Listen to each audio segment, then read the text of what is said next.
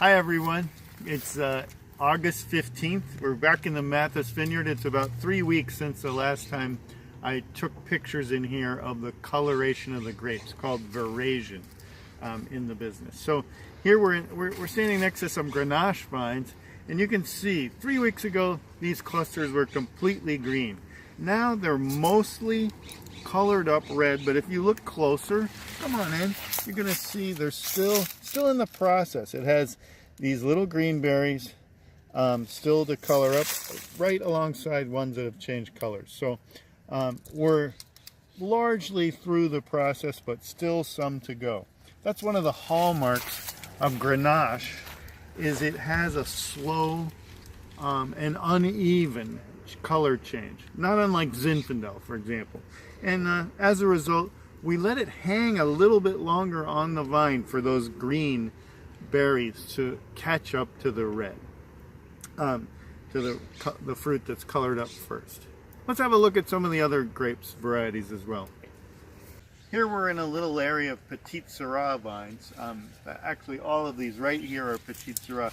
And we showed you these 3 weeks ago. They were already colored, and look how dark and mature looking they are now. The whole cluster is nice. And also you see the clusters of Petite Sirah are very tight. The grapes are close together.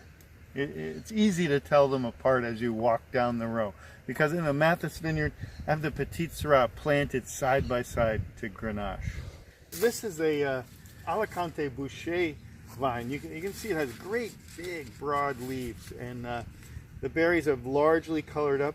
The cool part about the Alicante is the pulp is red.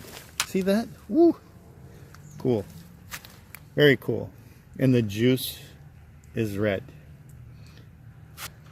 Very different.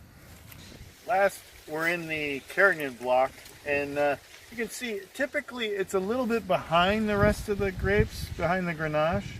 Typically it's Petite Sirah first, then the Grenache, then the Carignan, in that order. But this year, the Carignan is probably even a little bit ahead of the Grenache. You can see it also has some berries that are behind, but mostly the clusters are fully colored up.